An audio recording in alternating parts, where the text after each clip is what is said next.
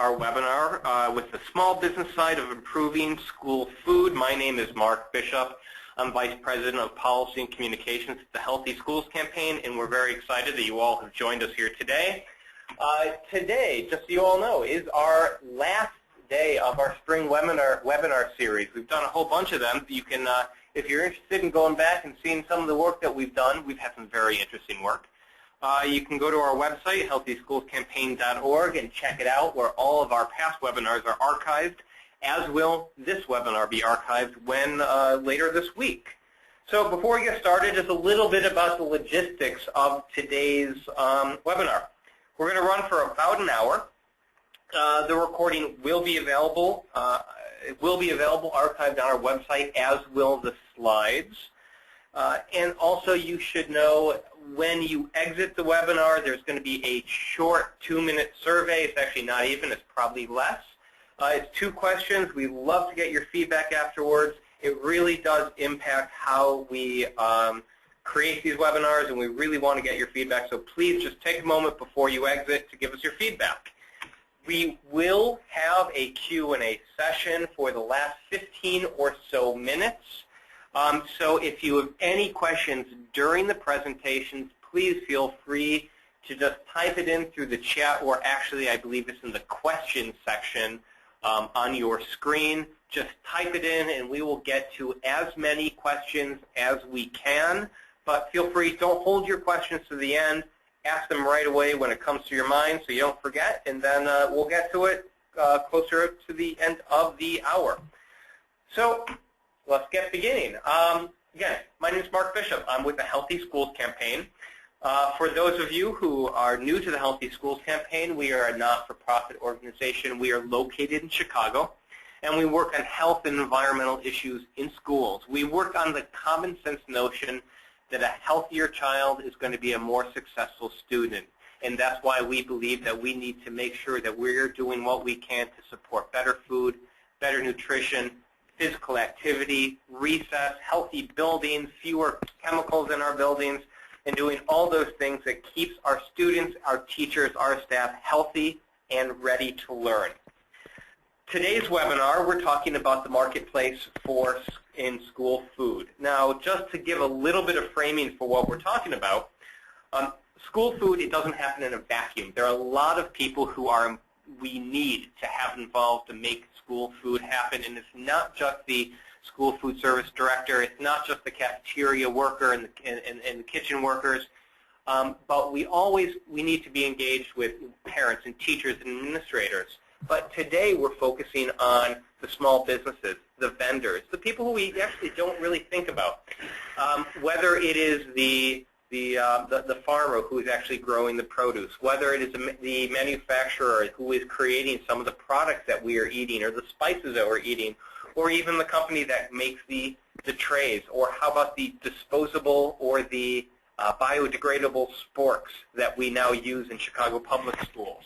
There is a lot to the small business side, and you're going to hear what I have perceived as 2 main themes running through today's webinar, so keep this in mind. The first one is that improving school food creates opportunities. And when I say that, I mean particularly creates opportunities for small businesses. School food essentially can be an engine for local economies and for small businesses within our communities. And it becomes very important to, as we embrace our school food, to recognize all of the people that are so important in making sure our school food is successful, and in turn that they are successful. The other theme that I think we are going to be hearing is that that school food creates opportunities to not just improve the food served to our students, but also the opportunities to improve our broader food system. As school food are updating nutrition standards, updating the requirements for healthier, fresher, more local, less processed foods, we are dependent upon a lot of small businesses to help implement that vision. And that vision then in turn will help us create change for our broader food system. So those are the themes that you're going to hear today. So I'm really excited to hear our speakers. We have 3 speakers today. which I will be introducing one at a time. But just so you have an idea, The first one is Adam DeGroot of DeGroot's Vegetable Farm, who is part of the Farm to School program in Chicago Public Schools. Paul Freejay from Grandma Ma's, who provides a number of products that are lower in sodium and lower in eliminating high fructose corn syrup.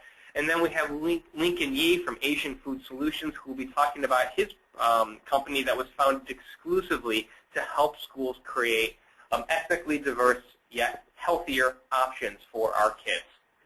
Okay, we're going to get started. I'm going to introduce the first speaker, but before we do, I'm just going to ask a couple of questions just to keep you all engaged. So let me ask you a question. Does your school have a farm-to-school program? Take a moment. Answer that question while I introduce Adam DeGroot. Adam DeGroot is the head of sales for DeGroot Vegetable Farm. For over 70 years, the DeGroot family has been working in and around Weehurt, which is a fertile farming area about 60 miles south of Chicago, Illinois. The current DeGroot family members represent third and fourth generations that have engaged in farming. Today's DeGroot Vegetable Farms grows russet red and white potatoes, as well as a variety of vegetables for fresh and processing markets. We are specifically going to hear Adam speak about his program, where he's now working with Chicago Public Schools as a supplier for their farm-to-school program. So before we get started with Adam, I'm going to close and share the results of our survey. So 44% of our school representatives do not have a farm-to-school program in their school. 32 do. A couple handful don't know, and the rest not applicable. So, Adam, I'm going to ask you to take it away from here. So, Adam, it's all yours. Yeah. Thanks for the introduction, Mark. Like you mentioned, I'm head of sales with DeGroot's Vegetable Farms. My family farmed in the Wishart area, about an hour south of Chicago, since about 1945. And over this time, there's been a variety of changes in what products, fruits, and vegetables we've produced here, and kind of changed with demographics and kind of market preferences over time. When it was started after World War II, my great-grandfather returned from the war, started growing gladiolas, and this area was one of the largest gladiola producing regions in the country. There were roughly 50 to 60 growers. They had a co-op, and that's most of what they did. There weren't much for vegetables. That changed as kind of the market changed into the 70s, when my father and uncle started farming with their dad. They started doing more vegetable items. There were small processing plants that opened near some rail sites here that fed into Chicago. Some Campbell's soup, there were Campbell's canning plants and floss and pickle factories, things like that. So there was some capacity around for vegetable processing around our area. So started doing that, and then also we operated as a truck farm to ship into Chicago. So that was the case through the 70s, kind of transitioned into a U-pick operation back in the 80s. It's hard to believe now, but there was a tremendous amount of the population that was willing to kind of get out in the fields and harvest their own produce that they would consume. Now I don't know if we could pay people to pick their own vegetables, but that was a big part of the operation then. There was a large market here, a retail market on our farm. We also operated as a truck farm and shipped to distributors around Chicago. That was through the 80s or so. Again, as time changed, our acreage expanded. We started operating more in wholesale markets, which is what we do today, and now we farm on about 3,000 acres. About half of that is row crops, corn and soybeans, that will rotate with vegetables, but about 1,000 acres is potatoes, russet red and white potatoes, and the remainder, about 400 or 500 acres, is vegetables, cabbage, bell peppers, hot peppers, sweet corn, pumpkins, squash. So some of the items we produce, and we sell roughly 60% of our output for vegetables, potatoes, goes to processing markets, and then the remainder of that goes to fresh market, distributors or food service, that kind of those kind of markets. So that's just kind of a snapshot of what we do now. You can go to the next slide. So myself personally, I've worked on my family's farm for as long as I can remember. When I was kind of in high school and a little before that, my brothers and I started a business where we would go to Chicago area farmers markets. We did like 5 or 6 a year, so that's kind of how I got my first education in business and sales and just farm operations in general. So I ended up attending Loyola University, north side of Chicago, and studied finance economics. And from there, 2 years ago, I graduated and started full-time, and that's when I started a sales position with our farm. So my kind of day-to-day operations include, sales and some brokerage activities that we do as well. So that is a little about me. Going to the next slide, please. So our relationship with Chicago Public Schools, who we've had as a customer for 3, going on 4 years now, we've started with we were introduced through familyfarm.org. They're a Chicago area nonprofit that works as a local food and sustainable food advocate in the Chicago area. They had a number of networking events and activities, and they link up interested vendors or buyers with local producers. And Chicago Public Schools in Chartwells was just one that we've been able to start working with local programs with. But we started solely supplying russet potatoes with them. And every year we kind of try new items that we either source from other farms locally or we grow ourselves. So the school year starts, some track E school start at the end of August. We'll do bell peppers, cabbage, and a few other items that are available that time of year. But most of the school season, one of the challenges for us, most of the school season happens when fresh vegetables aren't available. So there are a number of programs that Chicago Public Schools does with flash freezing produce. But most of what we handle are for right out of the field, fresh produce items. So the cabbage, bell pepper, and some other items, those go through like middle of October until the first freeze. But the primary crops that we supply are potatoes, and russet potatoes and sweet potatoes. Those can be easily stored for long durations. So yeah, we do the crop planning and kind of the season planning this time of year in the spring for what we're going to do for the beginning of the school year. And we're always considering new items to help them source locally or grow ourselves, and we're kind of experimenting with some new ones this year as well. We'll go on to the next slide. So some of the results I'll talk about of our relationship with Chicago Public Schools as a customer. The primary item that we supply are russet potatoes, and that's USDA grade #1, so it's the highest grade of potatoes. And the count is 120 count, so that's it's roughly a 5.5 ounce potato. So smaller size, but it's for school applications, it's what's typically used.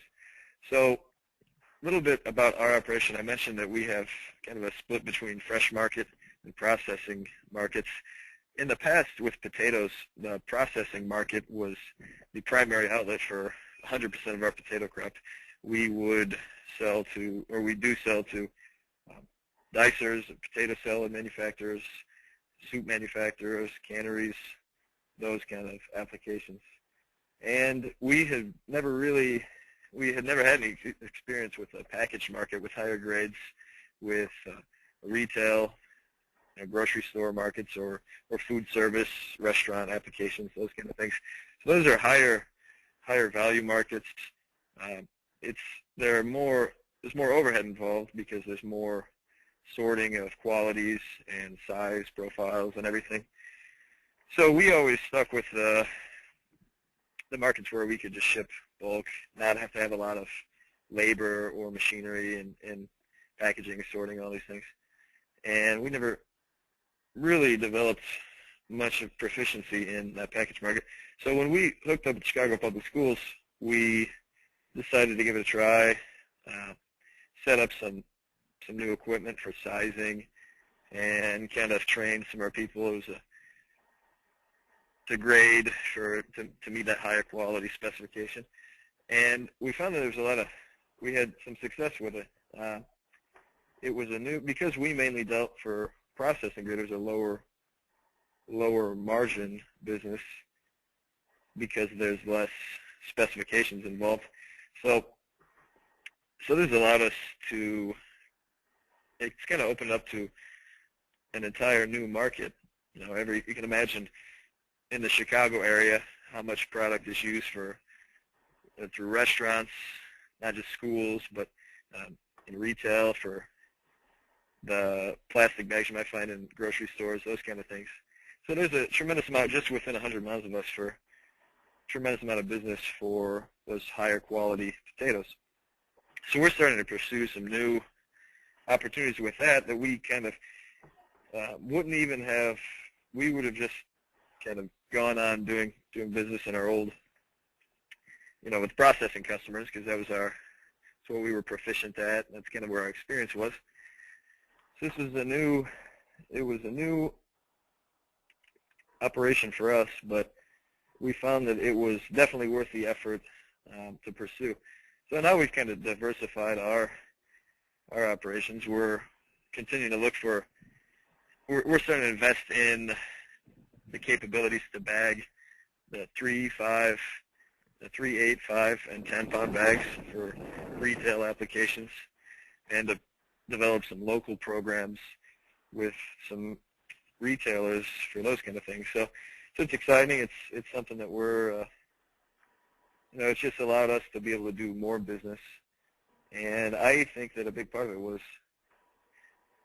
the introduction we've had to Chicago Public Schools. They were very open to kind of working with us and helping us kind of getting our game together as we did some of the first loads for them. So very appreciative of that, and it's been a very exciting kind of, it's opened some doors for us. So yeah, we can go to the next slide, my final slide.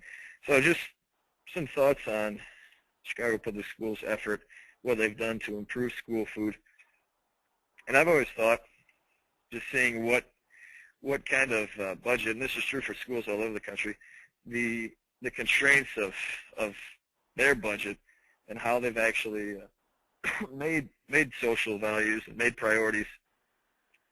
And it's been very impressive.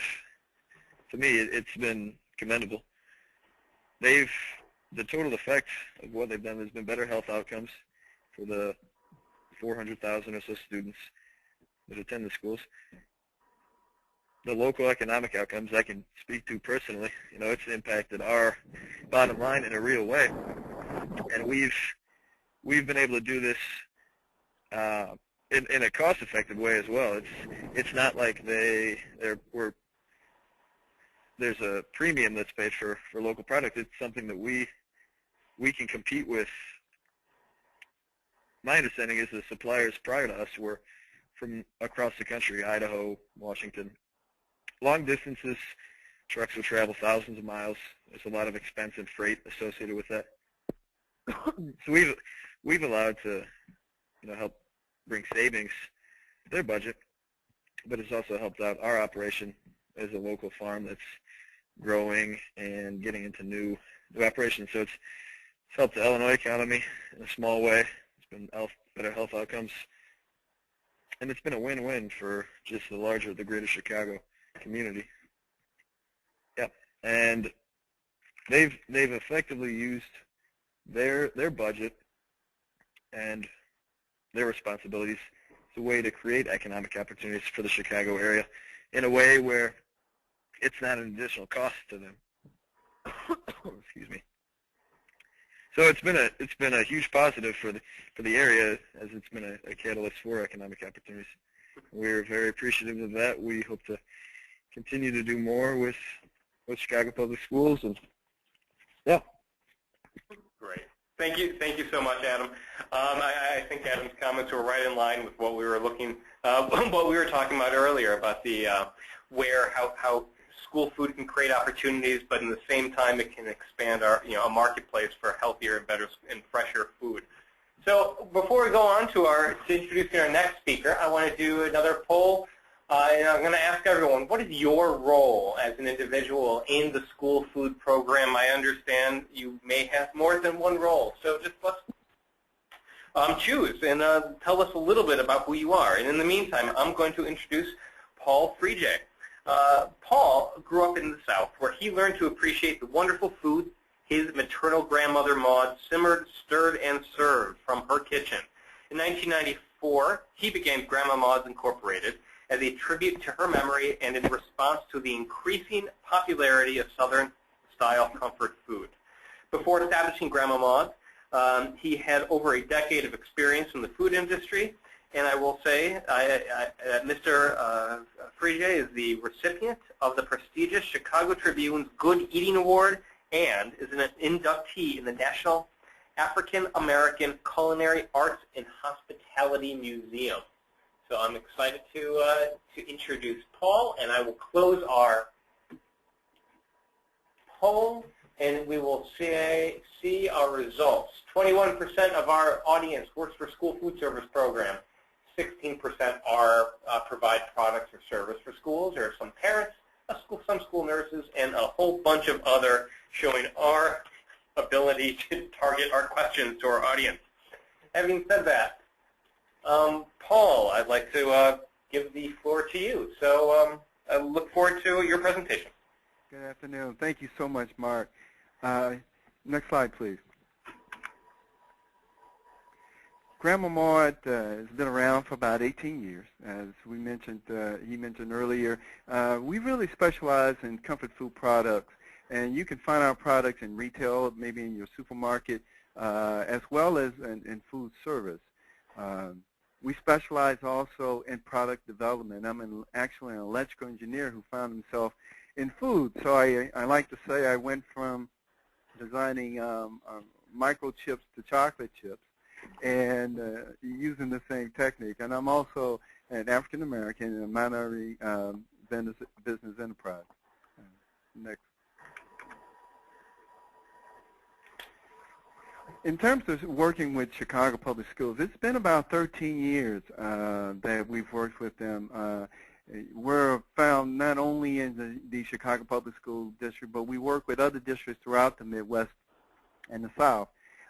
Most of the products that we provide to school food service can be really put in the category of cookies, muffins. We do a barbecue sauce, and we do specialized mixes and seasonings. Next. We've had a lot of different challenges, over the years, particularly with the nutritional standards changing.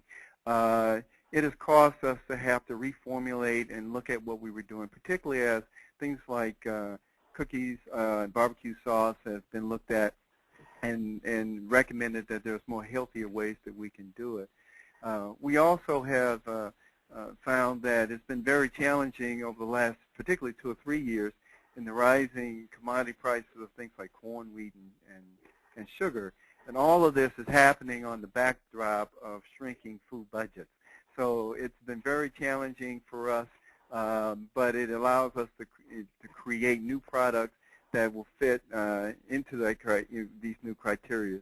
And we never want to lose sight of the fact that whatever we sell, whatever we produce, the kid has to eat it. It's got to be good enough for them to want to eat and not discard.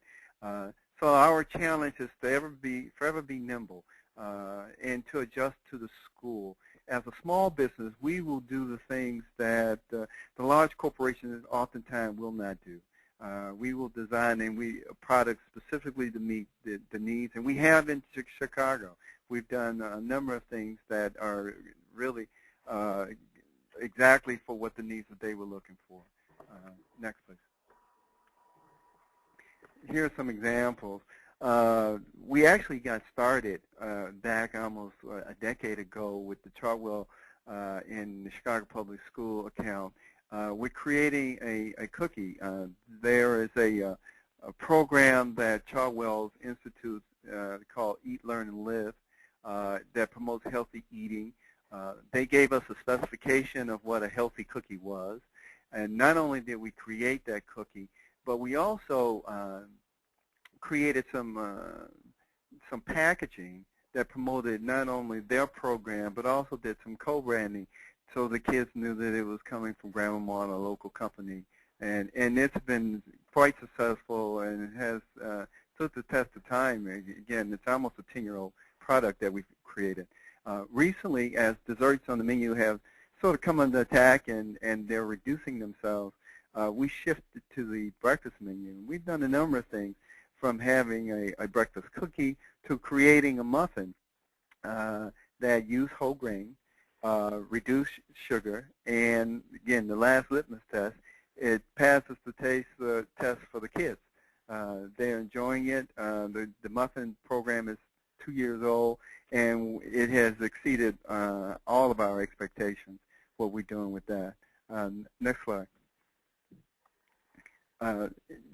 We have been fortunate since 2004 to essentially be voted the most preferred product or item on the school menu. Our cookies have been wonderful, and the kids have responded to them. But again, as the specifications change and as the nutritional standards change, we had to take a second look at the product that we were given to school. And one was a very popular chocolate chip cookie that we provided to Chicago Public Schools. With that cookie, we needed to reduce the calories and the number of ingredients that was in the cookie. And when we sat down with Chicago Public Schools, we found out it really wasn't the right idea to change the formulation as it was to just resize the cookie. So we went from a 3-ounce cookie to a 1.65 cookie and met the criteria, the calorie criteria and the others that the school was looking for, and the kids were happy. They got to keep their cookie that they loved. They just got less of it. Next slide, please. Probably our second most popular product that we provide to the school system is the barbecue sauce. The barbecue sauce has done extremely well over the years. Kids recognize it and they love it. However, the school system came to us and asked us to take a look at reformulating because we were producing the product using high fructose corn syrup. Like many other manufacturers, that's a raw ingredient that's been around for many, many years in a lot of products. We did reformulate it and substituted it with sugar, the other sweetener that they prefer. However, there's quite a bit of a price differential on the commodity side between the corn and sugar itself. And the direct reformulation of the barbecue sauce increased the cost of that product for about 20%. Well, you know, we didn't want to have to sustain that sort of increase. So what we began to do was actually back off the entire sweetness of the barbecue sauce by 2% intervals until we got to the point that we thought we had actually changed the sauce. So we went back and forth and decided on a compromise that allowed us to still sell the sauce, reduce the sweetness, change the sweetener, and really minimize the cost increase to the school system. Next. Another product that we give to the system is a product that we developed almost exclusively for Chicago back 10 or 12 years ago when they were getting a lot of commodity vegetables. It was very difficult to give the vegetables themselves some flavor. So we created a flavor system that sort of gives the illusion that it's been cooked all day with many vegetables and some meats. However, the flavor system itself contained no meat, MSG, and was only 10% salt. But we went back and took a second look at that, and we were able to reformulate that particular product and take the sodium completely out of it, and and still retain much of the power that's in the product of making food taste like it's been cooked all day. Thank you. Next one, please. You know, really working with the school food service has meant just a tremendous amount to my business. You know, the stability that we get from working with you know, an account that is active 9 to 10 months out of the year has been reliable cash flow for our company, and quite frankly, you know, it really helped us survive when times got really lean. And we depend a lot on Chicago public schools. I mentioned the, you know, the Southern seasoning. You know, interesting story about that. You know, it was sort of as a pathway for us to sell in other markets, and how that happened when we first introduced the product to the school system. Grandma Maud's, one of its retail products is red beans and rice mix that you can buy in the supermarket. And so the school system came to us looking for a red beans and rice product. And I knew that the type of product we had in retail really wouldn't fit the cost structure of the school system. So we put together a kit of beans that they had to soak and cook themselves. But I extracted the flavor system from our retail product so that they could use it to make their own red beans and rice. Well, surprisingly enough, after the first year, we went back to see how well that kit worked. And what we discovered was the beans sort of went in one direction, and that flavor system found its home in another direction, and that the actual workers in the kitchen was using that flavor system in all kind of recipes. So the next year, we decided to actually just sell them the flavor system and let them provide their own beans. And then we came back after that and said, how well did we do? And the biggest complaint we had with the product was pilferage. It was actually walking out of the schools. People were beginning to use that same flavor system at home. Well, after that, and we were able to address that issue, I decided to, if it was that popular, then maybe we should bring it to retail. And again, that was probably over 10 years ago. And that Southern seasoning is my second largest selling product that we sell in the retail market. And we would have never come up with the idea of doing that had we not been in the school system. One of the other great things that's going on with us is that we're able to hire people not only from the community, but a lot of the employees that we've been able to hire come directly from Chicago Public School. You know, they were familiar with the company, familiar with the products, and we've had a lot of success with them coming to the company and working with us on menu creations, doing some marketing in our retail sector. We're fairly closely knit with the Chicago community at large. We engage them quite a bit. We do a lot of reading with the kids in reading after-school programs. We've been involved with some of the summer camps as well. So it's certainly been a community effort for us, and we like to share some of our prosperity with the community, and the community, of course, has embraced us for well over a decade. Next slide. Thank you so much. Thank you so much, Paul. I really appreciate your comments. Now we are going, before I introduce the next before I introduce Lincoln Lee, I have one more poll to ask you, and the question is, what would you like to see changed in your school food program? So take a moment, fill out the answer, and let me introduce Lincoln. Lincoln is a multi-generational foodie. His great-great-grandfather immigrated in 1882 from southern China, who opened his first Chinese restaurant in 1904. Since that time, there hasn't been a generation outside of Chinese food service. Lincoln began his career in food, working positions from busboy in high school to various executive positions, and today he is now the president of Asian Food Solutions. So I look forward to introducing Lincoln, and before we do, let me close our whole, and what would you like to see change? 16% more vegetables, 11% low sodium, 7% more ethnic food, and 65% less processed food. Well, let me introduce the person who's trying to make changes on all 4 of those points. Lincoln Yee, we look forward to your presentation. It's all yours. Thank you, Mark. So my name's Lincoln, and I started my company, Asian Food Solutions, a mere 5 years ago. Our first customer was a school in Orange County, Florida. It was at that time I started engaging really a research project on whether or not there was a business case to address certain market demand for new healthy school products in the school segment.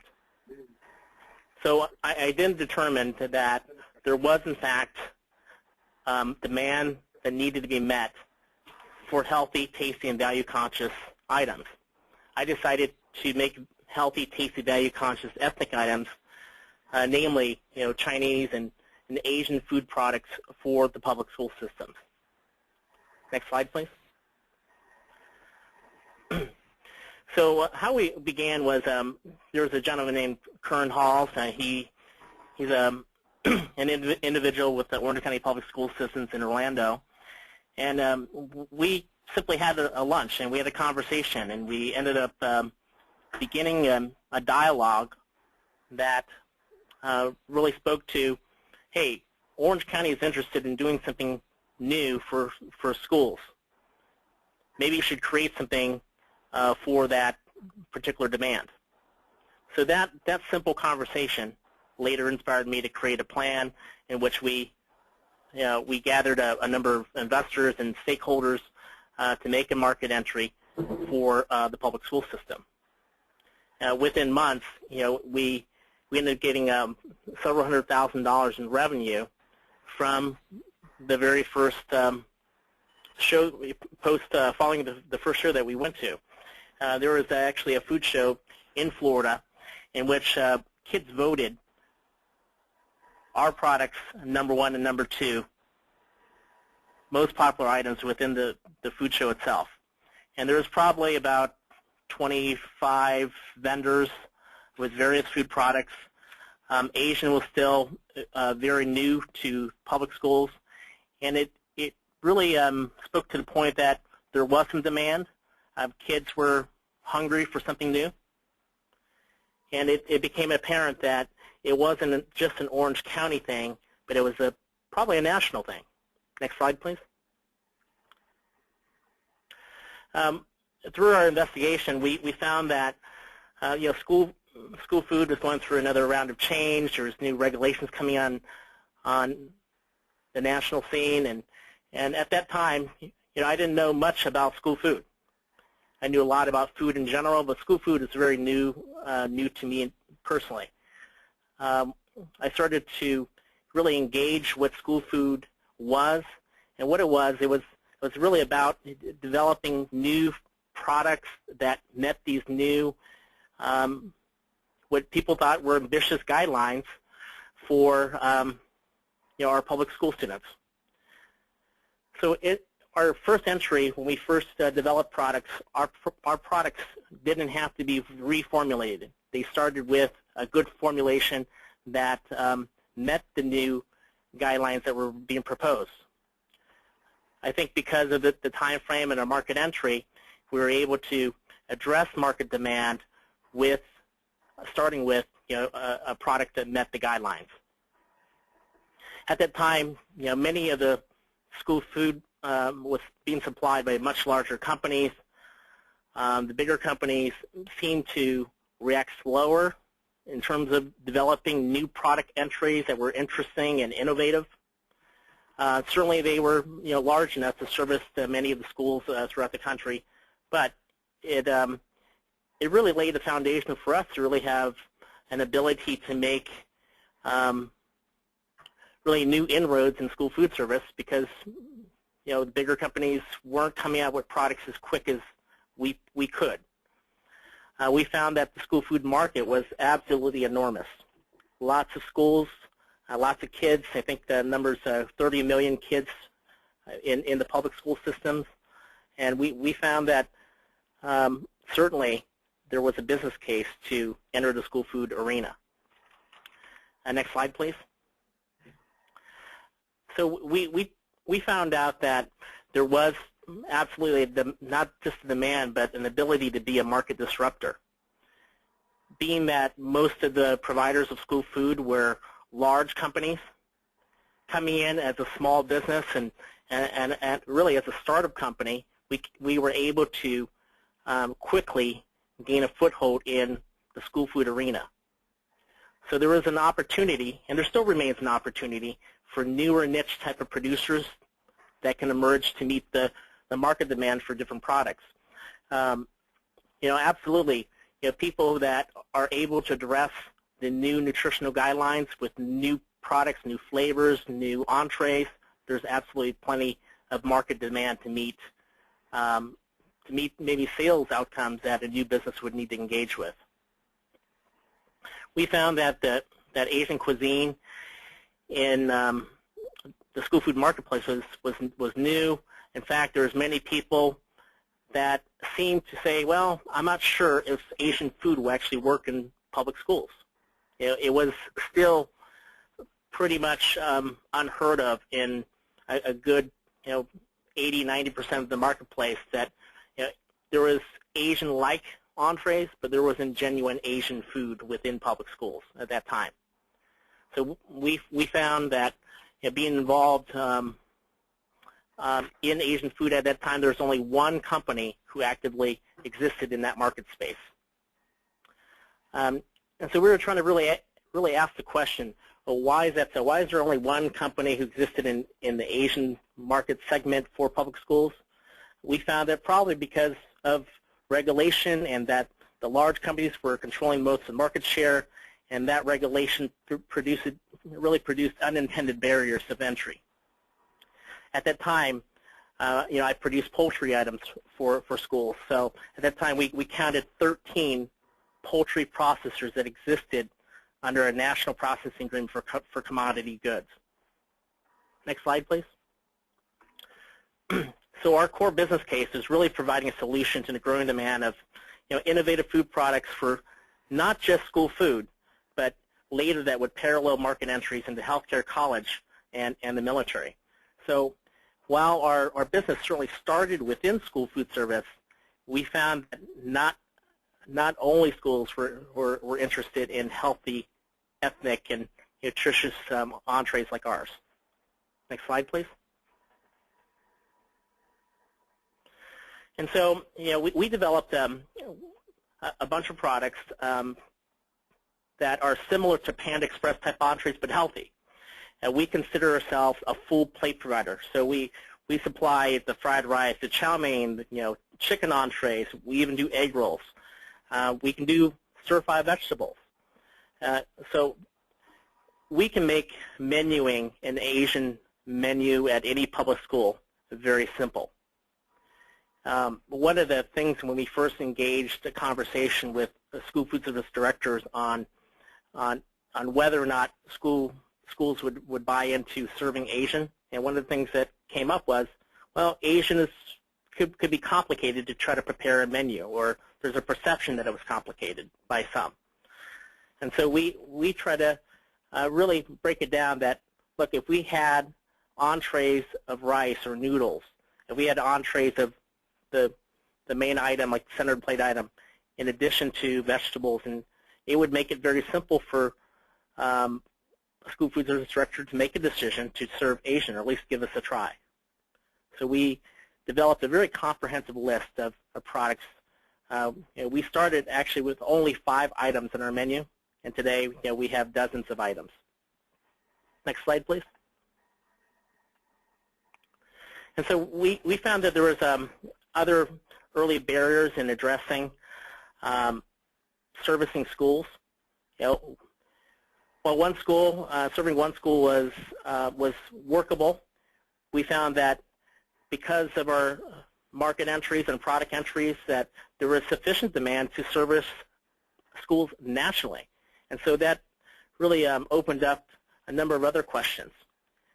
How do we accommodate large-scale growth for public school systems? Too slow growth would lead to capacity constraints and maybe increased costs because you can only produce goods at a smaller scale and thus ship less. So you have economy of scale problem. Too large a growth means that you might have underused capacity and other economic barriers to fulfill that. So we certainly had to engage really economy of scale issues in order to service public schools. Other barriers that that others have mentioned as well is that, look, the marketplace is very dynamic with respect to nutrition and the guidelines, and just understanding the school food marketplace and really the regulations that were coming down at the time required us to be fully engaged. So at that time, we made a conscious decision to be involved in every processing meeting and every school nutrition association meeting we could possibly attend to, wherever markets we were serving. And we started, serving our and being actively engaged within schools themselves. And we spoke with registered dietitians at schools about what would work, what wouldn't work. And so we formulated our product before we sold our first case from direct engagement from schools at the ground level. And I think because of that, it really lends to our success today of being able to produce products that really not only meet the guidelines, but have always met the guidelines. And so as we continued on, we really developed a comprehensive supply chain to further our product offerings, in addition to meet the capacity constraints if we didn't have a comprehensive system.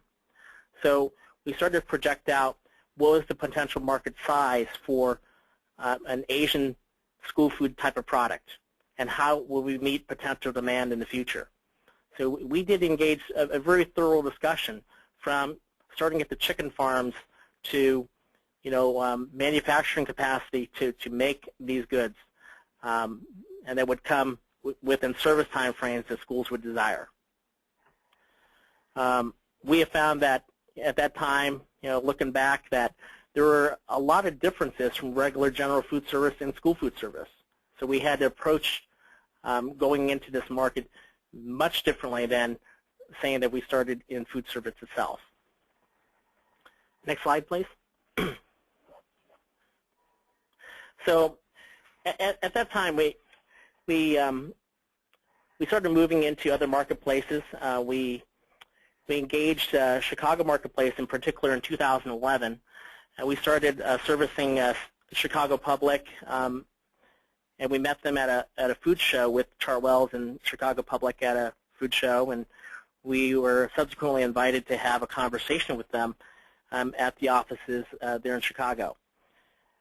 And there was a discussion between Chicago and an organization called School Food Focus, and they had an initiative to have new poultry items that were healthier and that were minimally processed, and we felt that we were able to illustrate a market entry that would accommodate that desire to have really a minimally processed but healthy poultry item that was new. So in 2011, we started servicing Chicago, and we'll be going to our second year this coming fall. So in addition to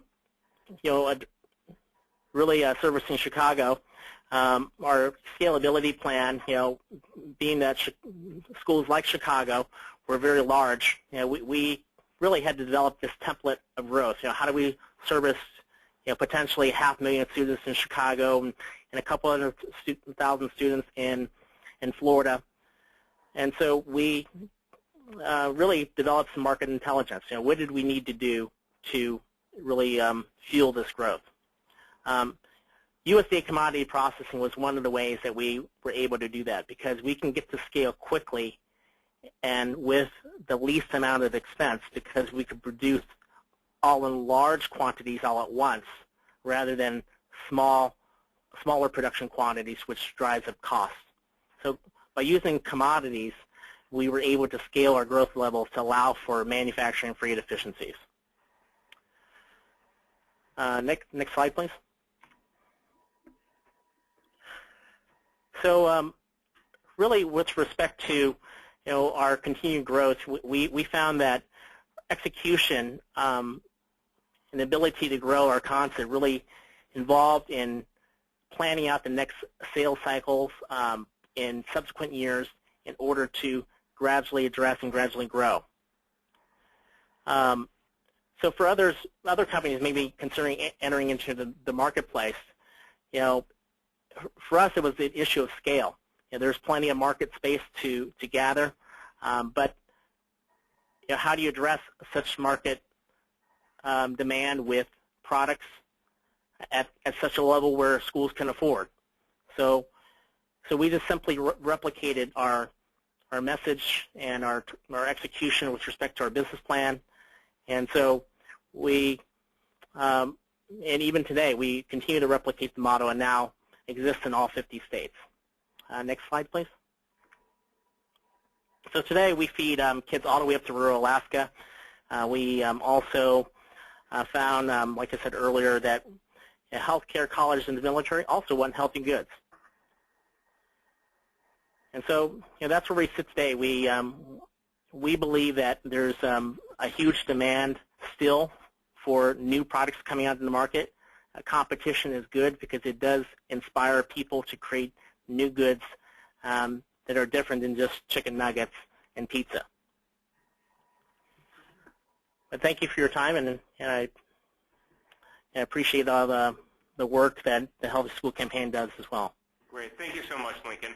One of the things that was highlighted in your presentation as well as the two preceding presentations is how through the changes in the school food program, a lot of the vendors and manufacturers are actually now providing healthier food to industries outside of schools. So I think that's really interesting and a positive trend for our food system overall. I spoke to one manufacturer a number of months ago who said that they use the school food market as a barometer for where the general market will be in 10 years. I think it's really interesting to think as schools try to make their food healthier, our general retail positioning will look this way 10 years from now. All right, at this point, I'm going to hand it over to my colleague, Alex Scheibel, who is going to start going through some of the questions that have come through over the past 15 minutes or so. So, Alex, would you like to go? Great, thanks, Mark. So we've had a number of questions come in. Feel free, keep on sending those in as we begin moving through them. Our speakers are a wonderful resource, and we encourage you all to ask away. So the first question is actually going to be for Adam DeGroot. We have one wanting to know, do schools require different packaging for their potatoes and higher grade potatoes? Yes, thanks for the question. They do actually, and that's one of the things that we've had to invest in. Is some packaging equipment and some different setups in our warehouse. But yeah, it's not different from the other food service distributors, but it was something different than what we had set up in the past. So yes, they do. Most of that's in 50-pound cartons. Yep. Great, thanks, Adam. And then this is a question Paul and or Lincoln you might be able to answer. We've had a number of questions come in around commodity foods and how you're using them in your products, and specifically, are you also trying to use products from local vendors? But the first main part is, how are you using commodity products in the foods that you're preparing? Lincoln, you can take that one. I'm not using many commodities. Sure. I use commodity chicken, commodity flour, and commodity rice to produce that could be used to produce any one of my products. So commodity flour would use to be produced our chow mein product. So we could produce noodles for actually Italian noodles or Asian noodles for public schools. We can do we use our chicken to produce teriyaki chicken and tangerine chicken and even curry chicken for public schools. And brown rice is used to make our fried rice. Great, thank you so much. And actually, this is another question for Lincoln. In your presentation, you mentioned unintended barriers of entry created by regulation, and we have a participant that wanted to know if you could elaborate a little bit on those barriers that are created by regulation. I think regulations, I personally have spoken with several small producers that have interest in serving schools, but they are concerned with really the regulations that are out there, that there's a feeling out there that says, hey, it's scary to go into a realm where there's a lot of rules to follow, and how do I make money with a lot of rules that I'm not familiar with? And so I think there's a notion out there from other people I engaged in the production industry that perhaps the regulations does scare people from entering into the school market arena. I've even spoken with very large companies that would supply, theoretically would supply me, for example, with chicken. And I had conversations in the early days of my business and when I was looking at that integrated supply chain. And I spoke with these big companies, and they would say, well, we're not in the school market arena now, but, you know, perhaps it's low margin, lots of regs. Why should I engage a market in which there's a lot of perceived regs and yet equal or less than return that they would get elsewhere? And not to say that perception is shared by all, but there seemed to be some perception from a number of people that I engaged with that might scare people off. Great, thanks, Lincoln. And then this is a question for Adam, wanting to know if you're a part of the competitive bid process for Chicago Public Schools. I'm not sure if you're able to answer that, but if you are, that would be great. I'm not quite familiar with them. I mean, we do pricing we price a few months out in advance.